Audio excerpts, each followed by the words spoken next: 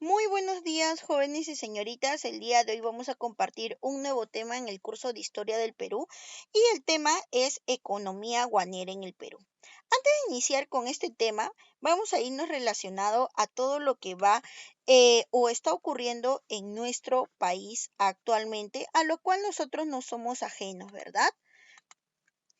En estos días, donde vemos corrupción, donde vemos casos de políticos acusados de malversación de fondos, enriquecimiento ilícito, tráfico de influencias y otros delitos, especialmente al interior del Congreso, podemos tener la impresión de que es una situación irreversible, ¿verdad? De que nunca va a acabar la corrupción. Ahora que vemos a un expresidente preso, y a los últimos dos presidentes investigados por corrupción, nos da ganas de saber cómo es que esto ocurrió, ¿verdad? ¿Cómo comenzó la corrupción en nuestro Perú? Todos se corrompen, los policías, los empresarios, los funcionarios políticos, todos son corruptos. Eso es lo que nosotros ya estamos llegando a pensar. Eso es lo que nosotros nos estamos llevando como imagen de todo lo que va ocurriendo a través del tiempo en nuestro país. Estoy segura que al igual que tú, yo también he crecido con esa idea de que en nuestro país todos son corruptos. Casi no hay excepciones, ¿verdad? Dentro de lo que es la política, no hay un candidato de repente que sea honesto o que no hayamos conocido de que ha tenido una pequeña fallita por ahí. Casi no hay excepciones. Sin embargo, esta situación no es nueva, chicos. Esta situación remonta a muchos años atrás.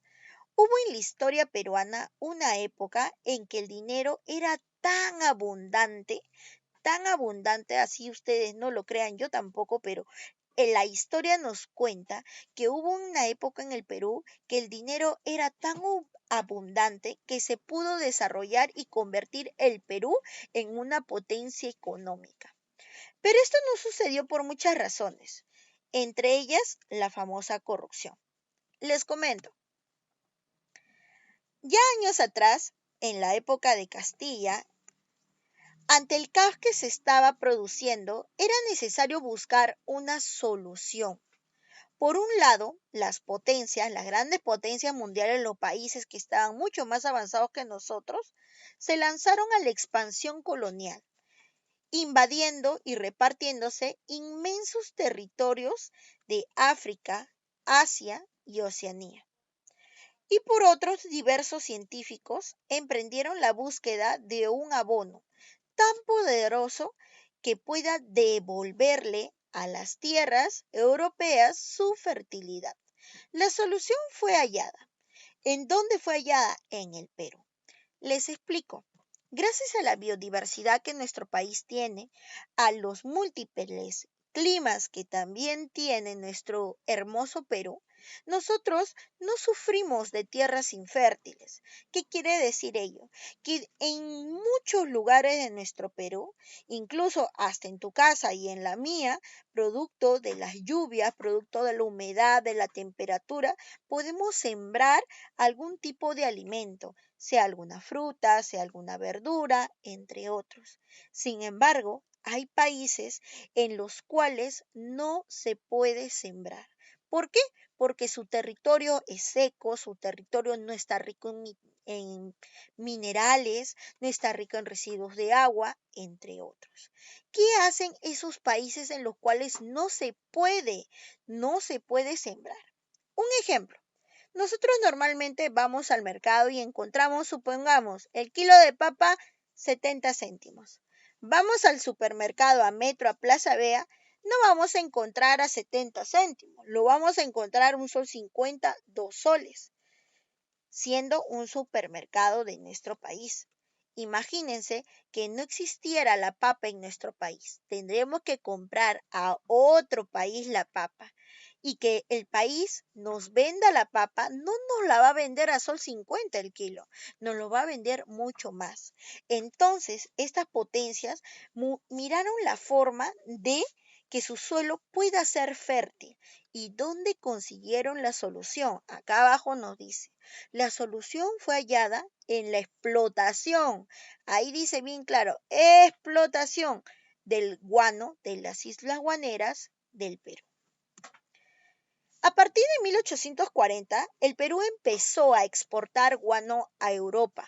Nuestro país comenzó a recoger beneficios de la explotación guanera y crecieron sus posibilidades internas y externas de desarrollo. La influencia del guano en el desarrollo económico del Perú fue tan importante que tuvo una inmediata persecución política y social. Muchos historiadores llaman a la etapa comprendida entre la aparición del guano como la época del guano. Su demanda fue tanta que jamás en la historia marítima, nos dice, jamás en la historia marítima se pudo exportar tanto por la vía marítima.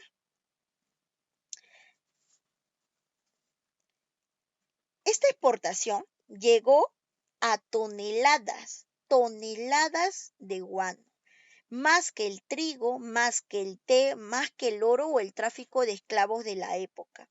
Fueron miles los barcos que llevaron millones de toneladas de guano peruano por los océanos, rumbo a todos aquellos países que necesitaban y su suelo no era fértil: Europa, Estados Unidos, China, Japón, entre otros. Parte del mundo. Si bien su explotación benefició a nuestro país, ya que vendimos mucho y recaudamos mucho dinero, este dinero no fue bien utilizado. Pero eso vamos a verlo un poquito más adelante. Las principales islas guaneras en el Perú fueron las siguientes: las islas de Chincha, ubicadas en Ica, y Islas Lobos, ubicados en Lambayeque. Chicos, el guano, que es el excremento de las aves, llegó a estar en toda nuestra costa peruana. Pero los lugares en los cuales se generaba más o se extraía más fueron estos dos puntos. Se dice que llegó a estar unos 30 metros de altitud el guano en estas islas y bueno, fueron recaudadas.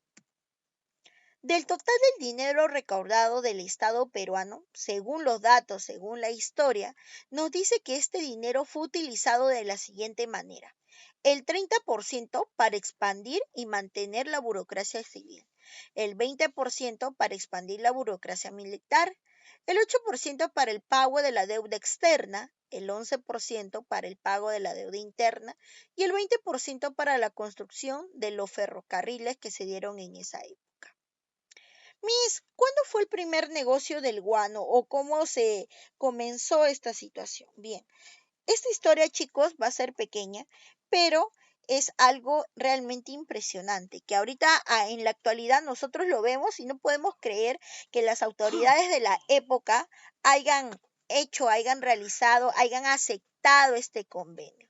Les explico, el primer contrato peruano que firmó el Estado fue en 1840, a través del ministro de Hacienda, entonces Ramón Castilla, con el político liberal y gran comerciante a nivel mundial Francisco Quirós. Fue un contrato de arrendamiento por 6 años, a razón de 10,000 pesos por año. Del total del arrendamiento de 1,500 pesos debería pagarse al contacto y el resto en crédito o a plazos. El contratista podía extraer todos los yacimientos que quisiera y en todas las cantidades que pudiera. Solo con los primeros embarques, Quirós obtuvo lo necesario para cancelar sus obligaciones totales con el Estado. Chicos, ¿qué sucedió? Miren, vino Quirós, Francisco Quirós, y dijo: bueno, Perú, miren, yo les doy 10,000 pesos por año, que es bastante dinero, 10,000 pesos por año, pero ustedes me dejan durante 6 años sacar todo el guano que yo quiera. Imagínense, todo el guano que él quiera. Chicos, en los primeros 2 embarques, Quirós tuvo para pagarle al Perú los 10,000 pesos por año. En los primeros 2 embarques. Dice que el gobierno peruano se dio cuenta un año después, esperó ser explotado un año después y recién anuló dicho contrato. A partir de ahí, a partir de 1842, hubieron miles de personas en todo el mundo que quisieron volver a hacer un contrato parecido con el Perú. Del capital del guano invertido, de lo que recopilamos y de lo que se pudo salvar, en la agricultura lo invertimos y pudimos ya dar a conocer al mundo también la exportación de azúcar y de algodón, que fueron productos mercantiles para ser colocados en el mercado mundial. Muy bien, hemos culminado el tema. Recuerda que el tema del guano en el Perú es un tema extenso, chicos, es un tema realmente grande y ustedes pueden investigar muchísimo más. Lo que hemos tocado el día de hoy son temas puntuales. Muy bien, respondemos entonces las preguntas de aplicando lo aprendido, en las cuales tenemos 5 preguntas. Posterior a ello, me envías una foto a mi WhatsApp 98616220 con las respuestas correctas. Ten cuidado con la letra, con las tildes y con las mayúsculas. Si hay preguntas o hay dudas, me las haces a mi WhatsApp personal. Muy bien, nos vemos la próxima clase.